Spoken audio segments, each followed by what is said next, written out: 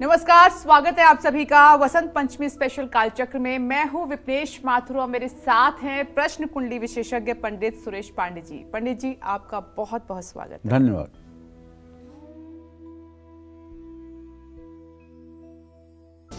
महाकुंभ में आई वसंत पंचमी। वसंत पंचमी पर करे 10 महाउपाय। 10 महाउपाय बढ़ाएंगे बुद्धि और ज्ञान। देखिए वसंत पंचमी स्पेशल काल चक्र। तो सबसे पहले वसंत पंचमी की आप सभी को ढेरों शुभकामनाएं। मां सरस्वती आपको बुद्धि, ज्ञान और कला का वरदान दें और आपकी सभी मनोकामनाएं पूरी करें, ऐसी हम आशा करते हैं, हम ऐसी कामना करते हैं। तो चलिए अब कालचक्र की शुरुआत करते हैं। आज महाकुंभ और वसंत पंचमी का अद्भुत महासंयोग है।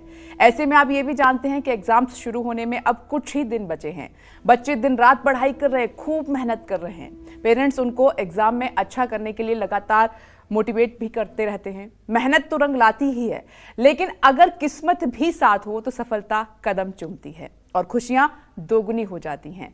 इसलिए आज कालचक्र में पंडित जी बच्चों के लिए वो महा उपाय बताएंगे जिससे इनको पढ़ने और एग्जाम में अच्छा परफॉर्म करने में मदद मिलेगी।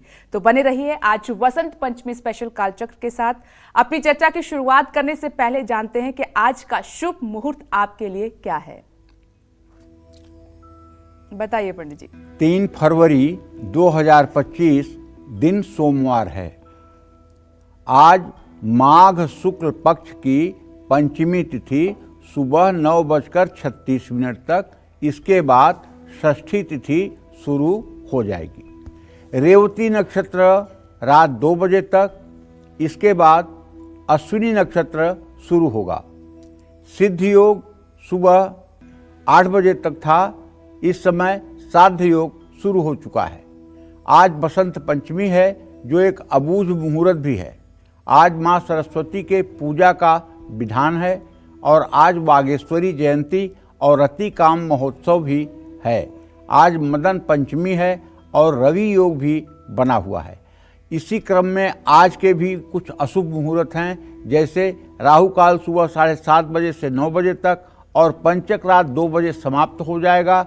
यमगंड काल सुबह 11:13 से दोपहर 12:35 तक। गुलिक काल दोपहर 1:57 से दोपहर 3:19 तक। जय मां विंध्यवासिनी। तो आज का दिन बहुत खास है। आज वसंत पंचमी है, महाकुंभ चल रहा है, अमृत स्नान भी है और आज की चर्चा भी हमारी खास है। जैसा कि पंडित जी ने बताया कि अबूझ मुहूर्त भी है, इसके बारे में हम पंडित जी से जानेंगे। इसमें क्या क्या कर सकते हैं, इतना खास क्यों है, ये सब पंडित जी आपको बताएंगे। लेकिन एक सवाल उससे पहले ये है कि आप जानते हैं कि महाकुंभ का आज तीसरा अमृत स्नान है वसंत पंचमी के अवसर पर। ऐसे में जो लोग घर बैठे हैं, जो नहीं पहुंच पा रहे हैं, वो महाकुंभ का पुण्य फल कैसे पा सकते हैं घर बैठे बैठे? आज पंडित जी से सबसे पहले यही जानते हैं। तो पंडित जी, इसके लिए उपाय क्या है? सब तो नहीं पहुंच सकते महाकुंभ, इच्छा सबकी है, लेकिन किसी न किसी वजह से कोई नहीं जा पा रहा है। लेकिन जो लोग घर आज बैठे हैं, उनको कैसे पुण्य फल की प्राप्ति होगी और उपाय क्या कर सकते हैं? देखिए, ऐसा है, ये बात सही है कि वृद्ध, गर्भिणी और बालक और अस्वस्थ लोग ये कैसे जा सकते हैं प्रयागराज? नहीं जा सकते हैं। या कहीं गंगा में स्नान करना हो, ये कैसे स्नान कर सकते हैं? अगर कोई अति वृद्ध है, कोई गर्भिणी महिला है जिसका प्रसव होने वाला है, या जो बच्चा है, वो कैसे जाएगा? ऐसे सभी लोगों को बताना चाहूँगा कि हर सनातनी के घर में, मुझे पूरा विश्वास है इस बात का, तब मैं कह रहा हूँ, हर सनातनी के घर में कुछ हो या ना हो, लेकिन गंगा जल जरूर होता है, ऐसा मैं मानता हूँ। और अगर नहीं होता है तो कम से कम मेरे दर्शकों के घर में गंगा जल होना ही चाहिए। और वही गंगा जल थोड़ा थोड़ा पानी में डाल करके जो लोग नहीं जा पा रहे हैं, आज स्नान करें। अगर आज हर हर गंगे कहते हुए और गंगा जल पानी में मिलाकर स्नान करेंगे तो आपको गंगा में स्नान का ही फल प्राप्त होगा। ये बात पक्का समझ लीजिए, क्योंकि मन एवं मनुष्याणाम कारण बंध मोक्षयो। अगर मन चंगा तो कठौती में गंगा, और अगर मन नहीं चंगा तो कहीं नहीं गंगा। तो मन चंगा, कठौती में गंगा, कहने का मतलब अगर आपने पानी में 2 बूंद भी गंगा जल मिला लिया और आपने स्नान कर लिया और आपकी आत्मा ये माने कि हाँ मैंने गंगा में स्नान किया, तो आपने किया। सीधी सीधी बात है, तो आपने किया। तो इस तरह से जो लोग घर पर हैं, उन्हें गंगा का स्मरण करना चाहिए, संगम का स्मरण करना चाहिए। गंगे तव दर्शनार्थ मुक्ति, गंगा का दर्शन करने से मुक्ति मिल जाती है, इसमें कोई संदेह नहीं है। गंगे तव दर्शनार्थ मुक्ति, केवल गंगा का दर्शन करने मात्र से मुक्ति मिल जाती है। गंगा का इतना महात्म है।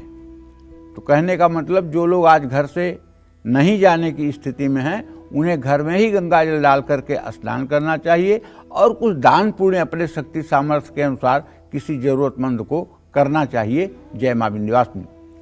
तो देखिए, पंडित जी ने सबसे पहले आपको यही बताया कि कैसे आप घर बैठे आज के दिन का पुण्य प्राप्त कर सकते हैं, क्योंकि हर कोई गंगा में डुबकी नहीं लगा सकता, कुछ न कुछ वजह होती है। तो आप जब भी स्नान करें तो गंगा जल हर किसी के घर में है, तो उसकी कुछ बूंदें पानी में डालकर आप स्नान करें और अपनी इच्छा अनुसार, क्योंकि पंडित जी कभी कोई ऐसी बात नहीं कहते हैं कि आप ये दान कीजिए, जो आपकी इच्छा हो, जितना आपका सामर्थ्य हो, आप दान जरूर कीजिए। आइए हम राशिफल के अनुसार चर्चा की शुरुआत करेंगे कि आपको राशि अनुसार आज के दिन क्या करना है, कैसे आपको पुण्य की प्राप्ति होगी, उपाय आपके लिए क्या है, इस पर बात करें। उससे पहले एक और सवाल है पंडित जी, आपने बताया कि आज अबूझ मुहूर्त भी है, इसके बारे में बताइए और क्या क्या कर सकते हैं इसमें। अबूझ मुहूर्त का मतलब होता है कि सनातन धर्म में जो अबूझ मुहूर्त होते हैं उसमें आप कोई मुहूर्त मत देखिए और जो शुभ काम करना चाहते हैं कर लीजिए।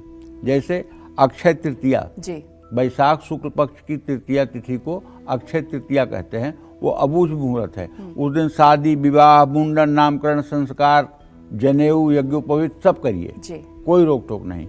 उसी तरह से बसंत पंचमी, विवाह, मुंडन, संस्कार, कर्णछेदन, नामकरण, जो करना हो कर लीजिए।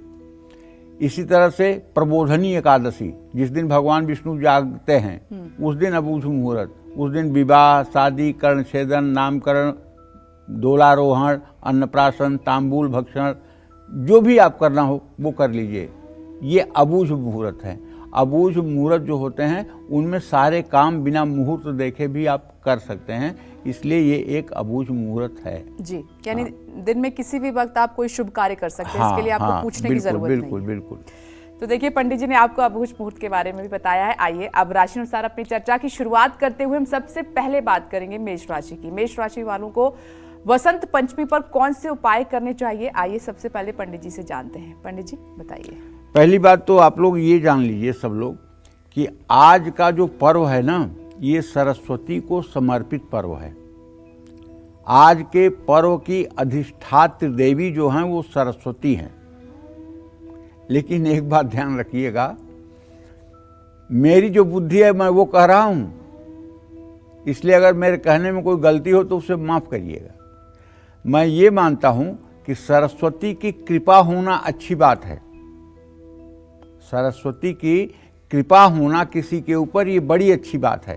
सरस्वती का आशीर्वाद होना किसी के ऊपर ये बड़ी बात है। लेकिन सरस्वती का मस्तिष्क में प्रवेश कर जाना ये अच्छी बात नहीं है। सरस्वती आकर दिमाग में बैठ जाएं, जिह्वा पे बैठ जाएं, ये अच्छी बात नहीं है। इसका सनातन धर्म में 2 उदाहरण मिलता है। पहला उदाहरण है कि जब प्रभु श्री राम का राज्याभिषेक होना था तो सारे देवलोक में हड़कंप मच गया कि अगर कल राम राजा बन गए और राजकाज में लिपट गए तो इन राक्षसों का संहार कैसे होगा, ये राक्षसों का नाश कैसे होगा, कैसे धर्म की स्थापना होगी। पूरा देवलोक विह्वल हो गया। सब ने जा करके माता सरस्वती की प्रार्थना की और माता सरस्वती ने कहा कि हे देवी, तुम जा करके वहाँ किसी ऐसे व्यक्ति के सर पे सवार हो जाओ जो मतलब कि राम को वनवास करा दे। तो पूछा कौन, तो देवताओं ने बताया वहाँ जो कैकेयी की दासी है मंथरा, उसके मस्तिष्क में जाकर के आप विराजमान हो जाइए। मंथरा के दिमाग में सरस्वती आए। रामचरितमानस में पढ़िएगा, ये उदाहरण है कि मतलब कि देवताओं ने प्रार्थना की तो सरस्वती ने आकर के कुबड़ी दासी मंथरा के मस्तिष्क में प्रवेश किया और उसकी जिह्वा से कैकेयी से एक वरदान वनवास का, एक वरदान भरत के राज्याभिषेक का मांगने के लिए कहा। तो क्या दुर्गति हुई कुबड़ा की, दासी मंथरा की कितनी दुर्गति हुई। दूसरा वरदान, कुंभकर्ण रावण के साथ ही यज्ञ कर रहा था, रावण के साथ ही तपस्या कर रहा था, विभीषण भी तपस्या कर रहे थे, साथ में ही कर रहे थे। रावण ने जो वरदान मांगा, अजर अमर हो जाऊं, बंदर और मनुष्य के अलावा किसी से न मरूं, वो उसको मिल गया। अब बारी आई कुंभकर्ण की। देवताओं में खलबली मच गई कि अगर ये जागता रहा तो पूरी सृष्टि को खा जाएगा, इसको 1000 भैंसा खाने के लिए चाहिए। महिष खाई कर मदिरा पाना, गर्जा बज्रा घात समाना, ये तो पूरी सृष्टि को चबा डालेगा। तो सरस्वती से प्रार्थना किए देवता जाके कि इसके बुद्धि में जाके बैठ जाओ मैया और इसे कहो कि एक दिन जागे 6 महीना सोए। तो सरस्वती ने ऐसा किया, जाकर के वो कुंभकर्ण के दिमाग में बैठ गई और जब ब्रह्मदेव से वरदान मांगना हुआ तो उसने यही वरदान मांगा कि मैं एक दिन जागूं और 6 महीना सोऊं। ये 2 जगह पे प्रकट हुई हैं सरस्वती, और तीसरी जगह का उदाहरण मुझे मालूम नहीं है, हो सकता है हुआ हो। सनातन धर्म बहुत विस्तार का है, बहुत बड़े का है, तो मुझे पता नहीं, लेकिन ये 2 घटनाएं तो मेरे मस्तिष्क में हर समय रहती हैं। हाँ, सरस्वती की कृपा होना अच्छी बात है। तो मेष राशि के जातकों को बताना चाहूँगा कि बच्चे पूरब दिशा की ओर मुँह करके आप पढ़ाई करें।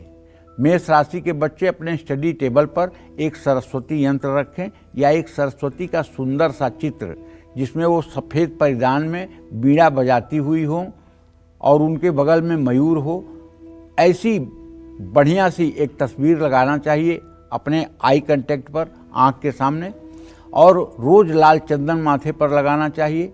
और परीक्षा देने जाते समय तुलसी का सेवन करके आप जाइए, निश्चित रूप से आपको सफलता मिलेगी। जय मां विंध्यवासिनी। तो चलिए अपनी चर्चा को और आगे बढ़ाते हैं। पंडित जी ने आपको बताया कि वसंत पंचमी पर सरस्वती पूजन बहुत महत्वपूर्ण है, लेकिन इसका सही और सटीक तरीका क्या है, शुभ मुहूर्त क्या है, अब ये जान लेते हैं। तो पंडित जी, किस शुभ मुहूर्त में आज बच्चे पूजा करें? देखिए, आज जो है पूर्वाह्न में 12 बजे दिन तक सरस्वती पूजन का कंटिन्यू मुहूर्त है। मैं बसंत पंचमी पर सरस्वती पूजन का सबसे सटीक मुहूर्त आपको बता रहा हूँ। आज दोपहर 12 बजे से पहले पहले किसी भी समय में माँ सरस्वती का पूजन आप कर सकते हैं। इस दौरान रवि योग भी बना हुआ है जो इस मुहूर्त को और भी ज़्यादा शुभ फलदायी बना रहा है। आज सरस्वती पूजन करने से बुद्धि और ज्ञान बढ़ेगा। आज जितने भी शैक्षणिक संस्थान हैं, जितने भी सरस्वती के केंद्र हैं, जो शैक्षणिक संस्थान, विद्यालय जिनको कहते हैं, जिनको कॉलेज कहते हैं, वहाँ सरस्वती पूजन का कार्यक्रम आयोजित किया जाता है और बहुत बृहद तरीके से सरस्वती पूजन होता है और उसके बाद में सरस्वती का दूसरे दिन विसर्जन भी होता है। तो निश्चित रूप से आज का दिन अपने आप में माँ सरस्वती की कृपा पाने के लिए बड़ा ही महत्वपूर्ण दिन है। जय माँ विंध्यवासिनी। और आइए वृषभ राशि की हम बात कर लेते हैं। वृषभ राशि वालों को वसंत पंचमी पर कौन से उपाय करने चाहिए, आइए पंडित जी से जान लेते हैं। बताएं पंडित जी। देखिए, वृषभ राशि के जातकों को बताना चाहूँगा कि यदि आप स्टूडेंट्स हैं, विद्यार्थी हैं, तो उत्तर दिशा की ओर मुँह करके पढ़ाई करिए। नहाने के बाद कम से कम 108 बार ओम नमः शिवाय बोलिए। वृषभ राशि वाले बच्चों को अपनी टेबल पर एक क्रिस्टल बॉल रखना चाहिए और जब पढ़ाई में मन न कंसंट्रेट करे, पढ़ाई में मन न लगे, तो वो क्रिस्टल बॉल स्टैंड में ऐसी लगी हो कि उसको आप क्लॉकवाइज घुमाइए। 1-2 मिनट तक अगर आप क्लॉकवाइज उसको घुमाएंगे और आपकी दृष्टि क्रिस्टल बॉल पे पड़ेगी तो आपके मन को शीतलता मिलेगी, एकाग्रता बढ़ेगी और आप पढ़ाई पर अच्छे से फोकस कर पाएंगे।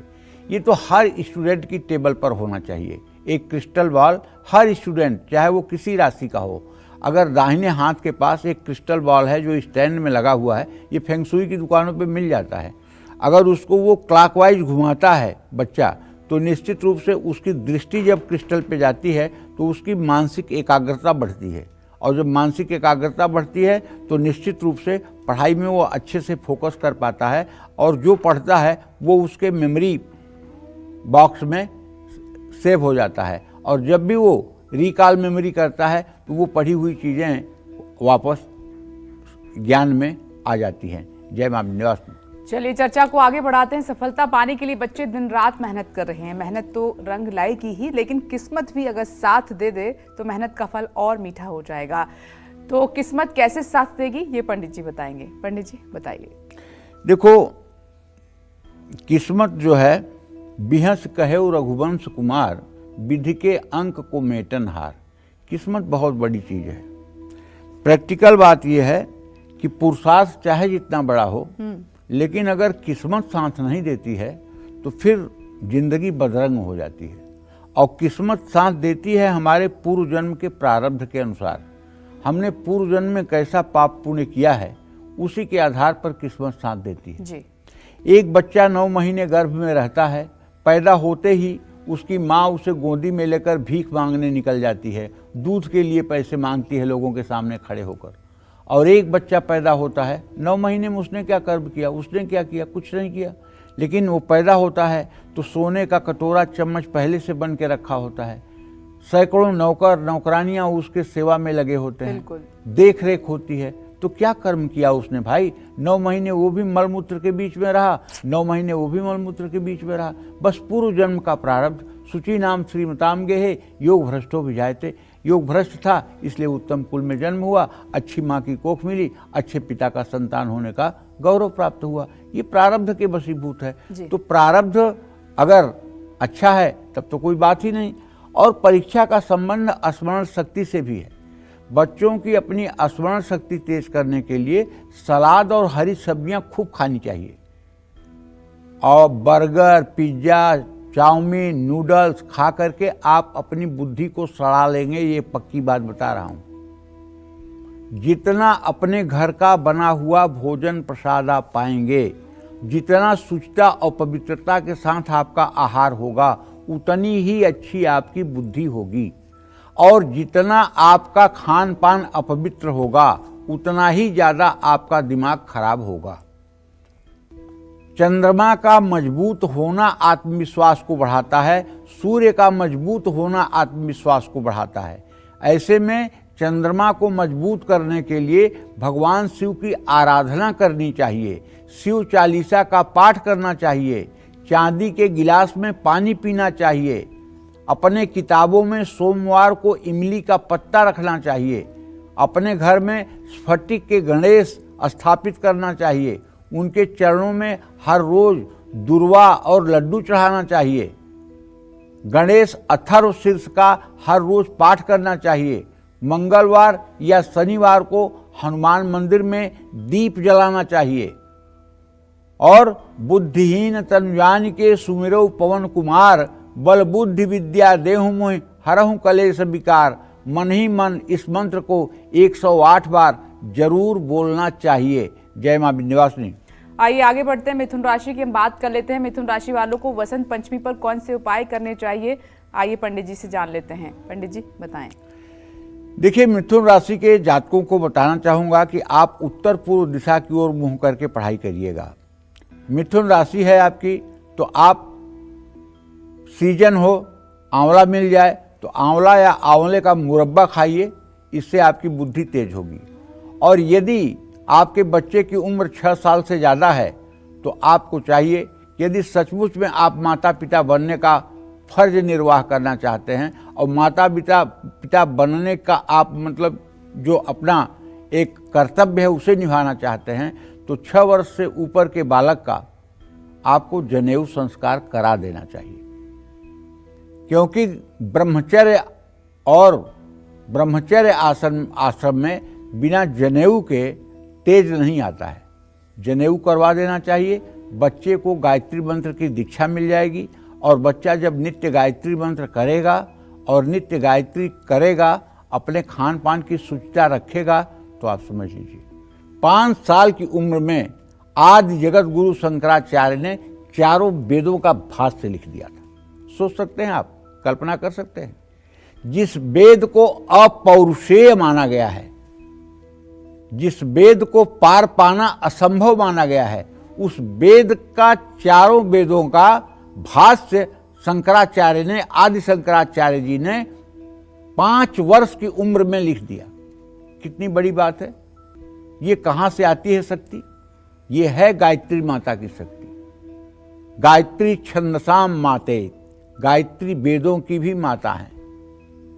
जो लोग अपने बच्चे का जनेऊ संस्कार करके, गायत्री मंत्र की दीक्षा दिलवा करके और रोज सुबह 10-5 मिनट गायत्री की साधना करवाते हैं, उन्हें फिर किसी बहुत बड़े कोचिंग और इंस्टीट्यूट में बच्चों के दाखिला कराने की जरूरत नहीं है।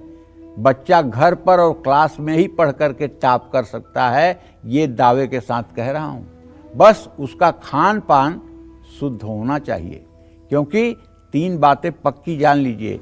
जैसा खाएंगे अन्न वैसा बनेगा मन, जैसा पिएंगे पानी वैसी निकलेगी बाणी, और जैसा करेंगे संग वैसा चढ़ेगा रंग। इन 3 बातों को जरूर ध्यान में रखिए और अपने बच्चे के लिए प्रॉपर्टी, गाड़ी, मोटर, सोना, चांदी, धन, दौलत मत इकट्ठा करिए। उसके लिए अगर कुछ इकट्ठा करना है तो उसके अंदर एक अच्छे संस्कार पैदा करिए। पूत कपूत तव धन का, पूत सपूत तव धन का। अगर पुत्र जो है कुपुत्र है तो चाहे जितना दौलत जुटा के रख दीजिए, खाक कर देगा। और पुत्र अगर सपुत्र है तो चाहे कुछ न हो, फिर से वो अपनी राजधानी बना लेगा।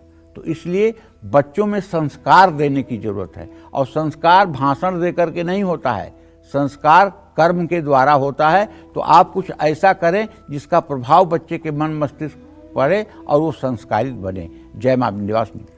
आइए अब कर्क राशि की बात कर लेते हैं। तो पंडित जी, वसंत पंचमी पर कर्क राशि वाले क्या कर सकते हैं? हाँ, तो कर्क राशि के जातकों को बताना चाहूँगा कि आपका राशि स्वामी तो चंद्रदेव हैं। उत्तर दिशा की ओर मुंह करके रोज पढ़ाई करिए और ओम गंग गणपतये नमः, गणेश जी का ये मंत्र बड़ा चमत्कारी है। इसका रोज जितना ज़्यादा से ज़्यादा हो सके जप करिए। और यदि आप विद्यार्थी हैं तो चींटियों को पीपल के पेड़ के नीचे जाकर शक्कर का भूरा डालिए और खट्टी चीज़ों का सेवन आप बिल्कुल मत करिए।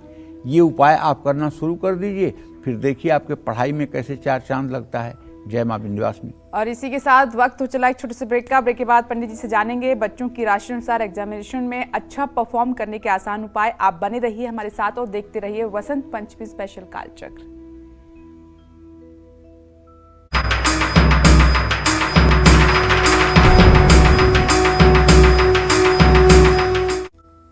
ब्रेक के बाद एक बार फिर से आप सभी का स्वागत है वसंत पंचमी स्पेशल कालचक्र में। एग्जाम्स शुरू होते ही बच्चों के मन में एग्जामिनेशन फियर भी शुरू हो जाता है और इसीलिए आज पंडित जी कालचक्र में बता रहे हैं कि आपको कुछ खास उपाय जिससे आप एग्जामिनेशन में या एग्जामिनेशन हॉल में आप अच्छा परफॉर्म कर पाएं। कोई भय आपके मन में ना रहे, आप घबराएं नहीं, हेजिटेशन ना हो, बशर्ते आपको मेहनत भी जी जान से करनी होगी, तभी ये उपाय आपके लिए कारगर साबित होंगे।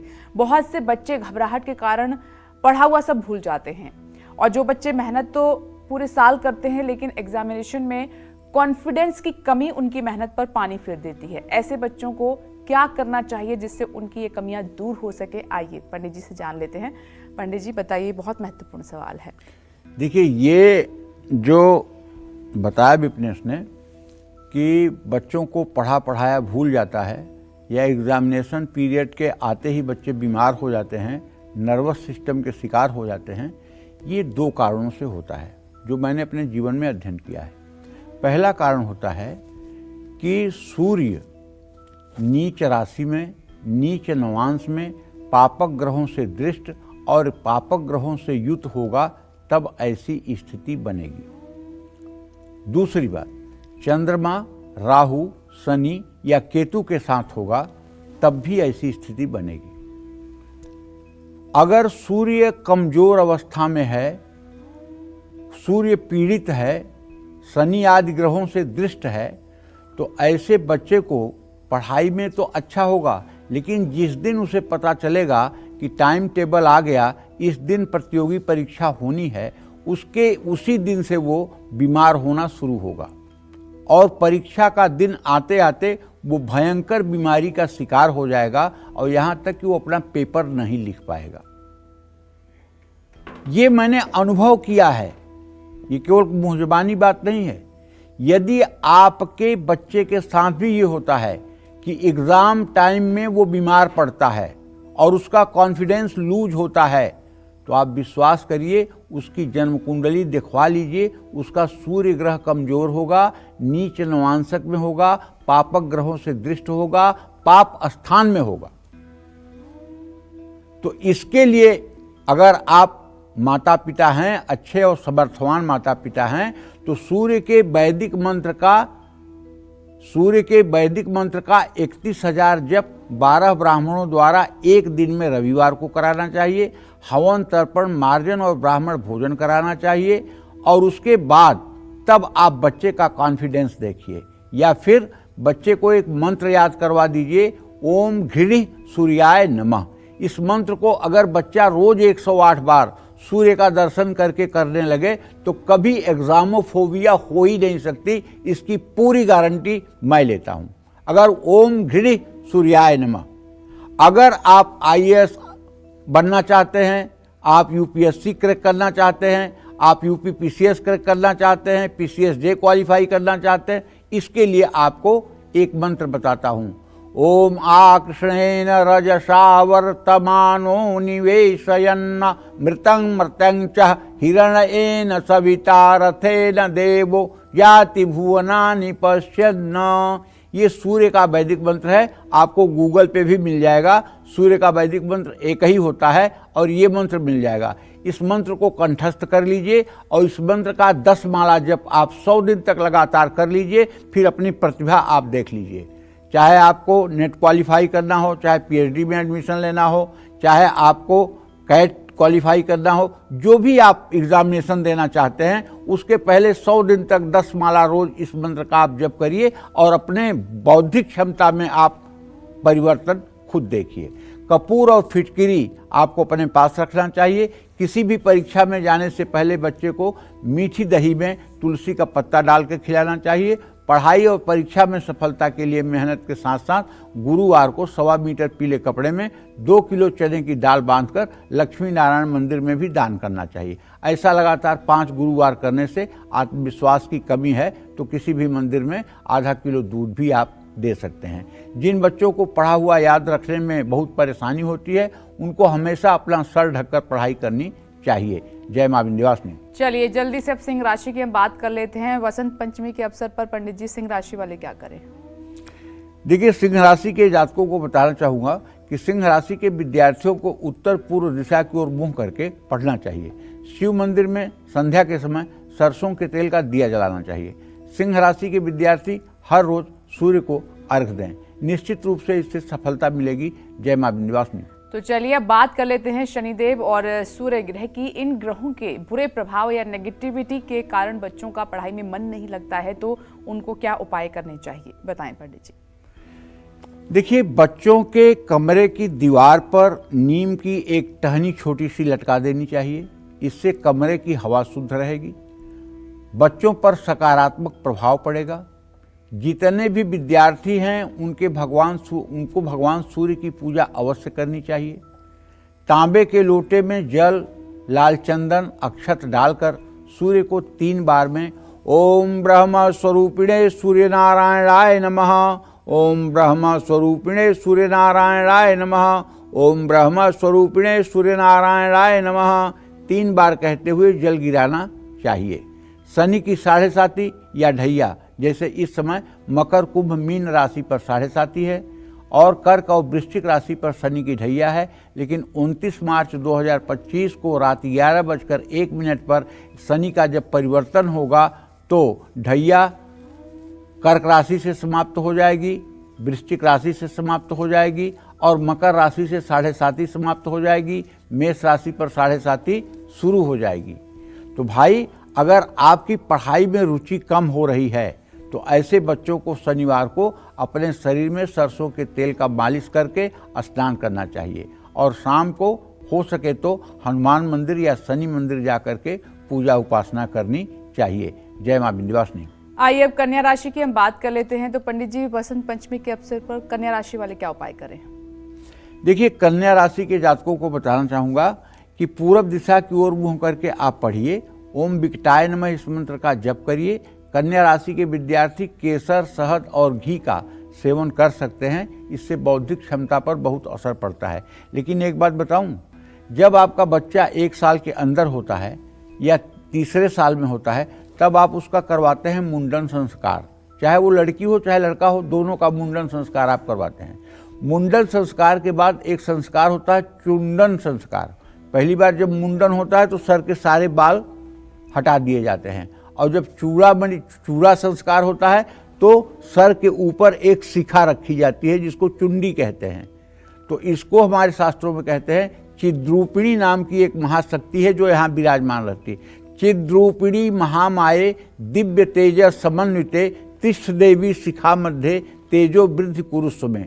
ये चेहरे का तेज बढ़ाती है, मेमोरी पावर बढ़ाती है। जैसे पहले रेडियो में एंटीना होता था और एंटीना निकाल दीजिए तो वो न सिग्नल हो तब भी सिग्नल पकड़ लेता था, उसी तरह से यहाँ पर सर पर जो शिखा होती है वो एंटीना का काम करती है।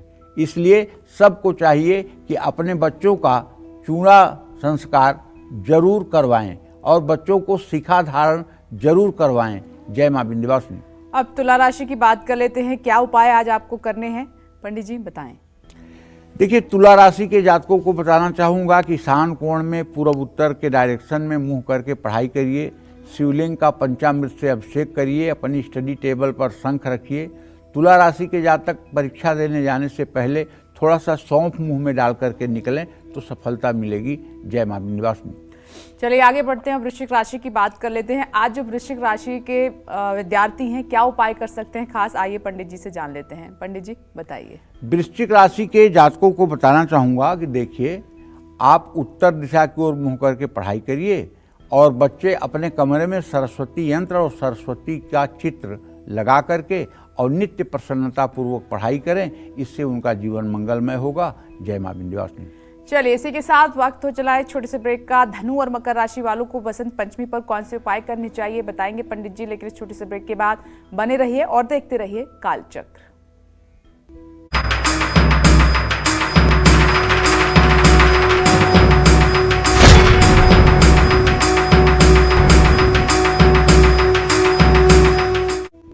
ब्रेक के बाद एक बार फिर से आप सभी का स्वागत। कालचक्र में अब बात कर लेते हैं धनु राशि की। धनु राशि वालों को बसंत पंचमी पर कौन से उपाय करने चाहिए, आइए जान लेते हैं पंडित जी से। पंडित जी बताइए। देखिए, धनु राशि के जो बच्चे हैं उनको पूर्व के डायरेक्शन में मुंह करके पढ़ाई करना चाहिए और अपने स्टडी रूम में बंसी बजाते हुए बाल कृष्ण की तस्वीर लगानी चाहिए। उनके साथ अगर गाय हो तो और अच्छी बात है।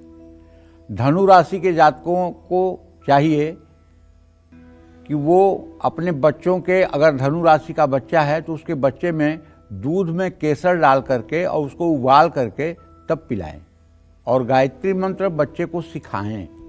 अगर आपका बच्चा बहुत छोटा है तो सबसे पहले जीवन में कुछ सिखाइए तो गायत्री मंत्र सिखाइए। गायत्री मंत्र अगर आप बच्चे को सिखा देंगे तो आपने समझ लीजिए कि अपने बच्चे के लिए बहुत बड़ा यज्ञ कर दिया है। इसलिए सबसे पहले जब बच्चा बोलना शुरू करे तो उसे गायत्री मंत्र सिखाइए। जय मां विंध्यवासिनी। अब मकर राशि की बात कर लेते हैं। वसंत पंचमी का अवसर ये खास है, क्या उपाय आपके लिए बनते हैं बता रहे हैं पंडित जी, बताइए। देखिए, मकर राशि के जातकों को बताना चाहूँगा कि उत्तर पूर्व दिशा की ओर मुँह करके बच्चे पढ़ाई करें। तुलसी के पत्ते का सेवन करें। मकर राशि के बच्चे ओम नमो भगवते वासुदेवाय इस मंत्र का जप करें और अगर हो सके तो भगवान विष्णु का एक चित्र अपने स्टडी रूम में शंख चक्र गदा पद्म धारण किए हुए भगवान श्री हरि विष्णु का चित्र बच्चे के आई कांटेक्ट पर, मतलब आंख के ठीक सामने लगवा दें। निश्चित रूप से आनंद बरसेगा, इसमें कोई दो राय नहीं है। चलिए अब बात करते हैं आज के हमारे लकी ईमेल कुंडली विजेता की, और आज के हमारे ईमेल कुंडली विजेता हैं मुरादाबाद के रहने वाले विहान सिंह। आइए उनसे बात करते हैं। विहान, आपको बहुत बहुत मुबारकबाद। आपकी डिटेल पंडित जी के पास पहले से ही है, आप अपने सवाल कर सकते हैं अब।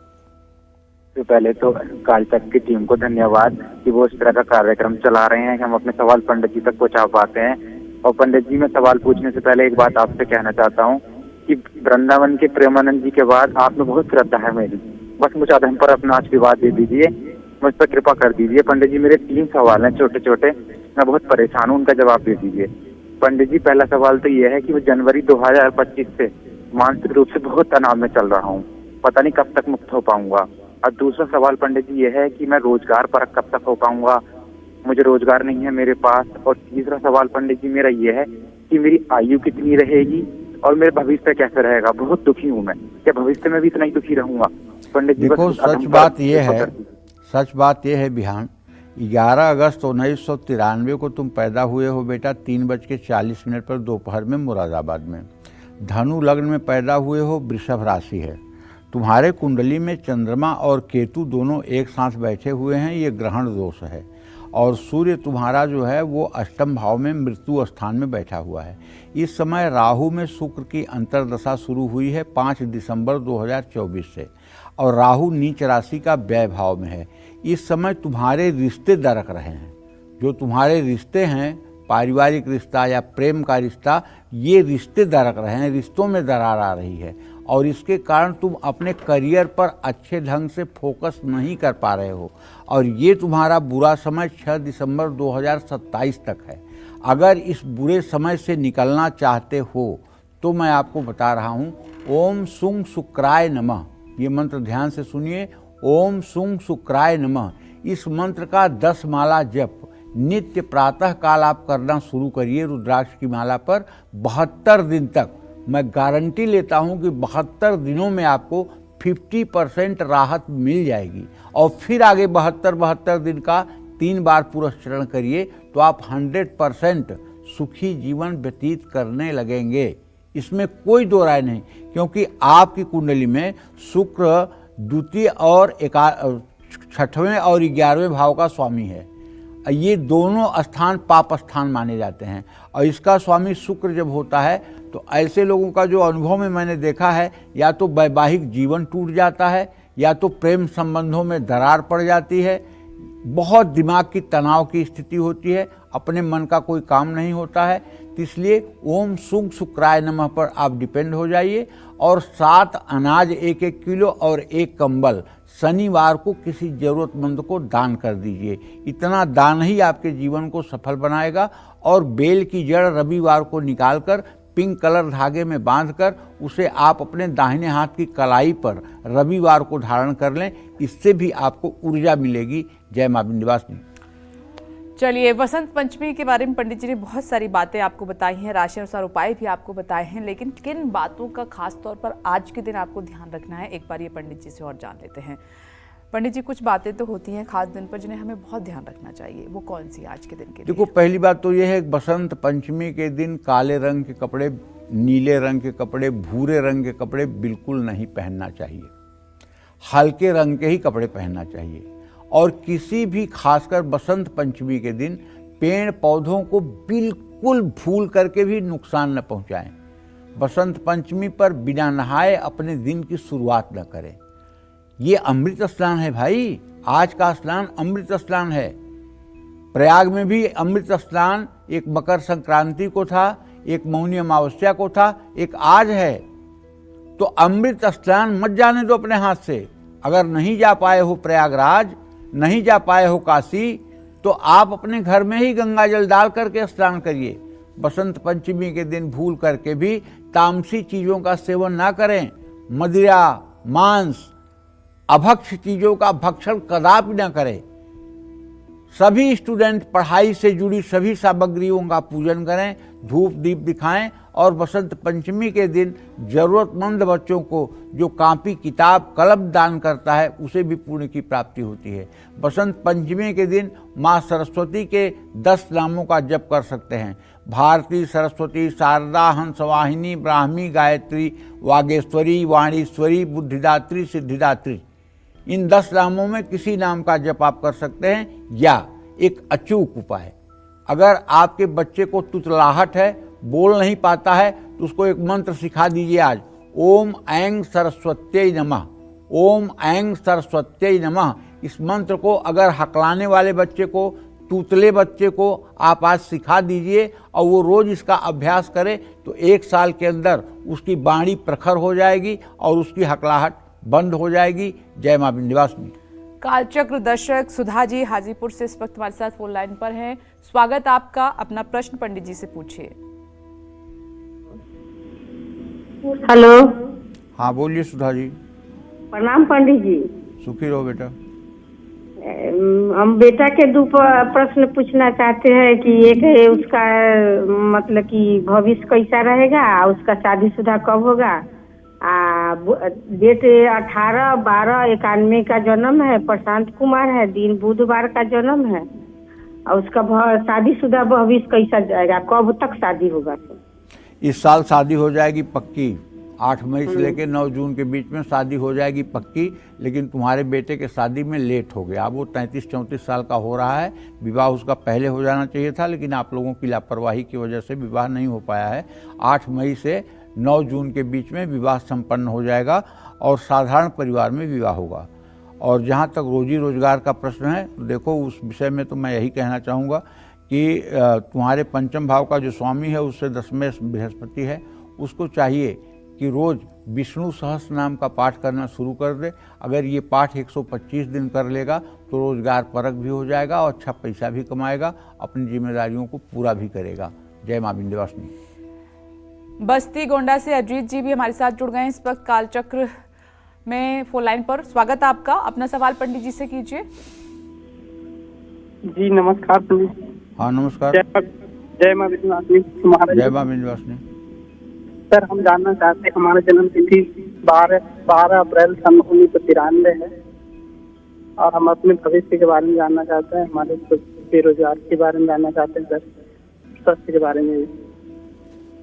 बृहस्पति और शुक्र का इत्तिसाल हो रहा है। भविष्य आपका बहुत अच्छा है, कोई टेंशन की बात नहीं है। लेकिन वर्तमान आपका थोड़ा सा अच्छा नहीं है। वर्तमान में अभी संघर्ष की स्थिति है, खर्चे बढ़े हुए हैं, उसके अनुरूप आमदनी नहीं है। तो मैं आपसे कहना चाहूँगा कि यदि आप चाहते हैं कि आपका जीवन सुव्यवस्थित हो जाए तो आपको श्री सूक्तम के 16 मंत्रों का रोज सुबह शाम पाठ करना चाहिए।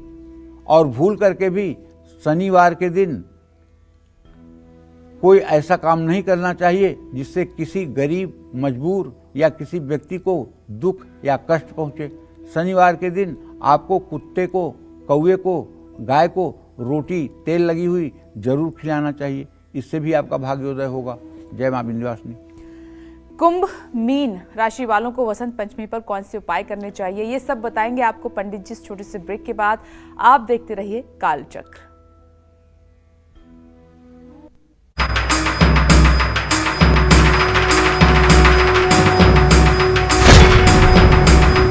स्वागत है आप सभी का कालचक्र में। अब बात करते हैं कुंभ राशि की। कुंभ राशि वालों को वसंत पंचमी पर कौन से उपाय करने चाहिए, आइए पंडित जी से जानते हैं। बताएं पंडित जी।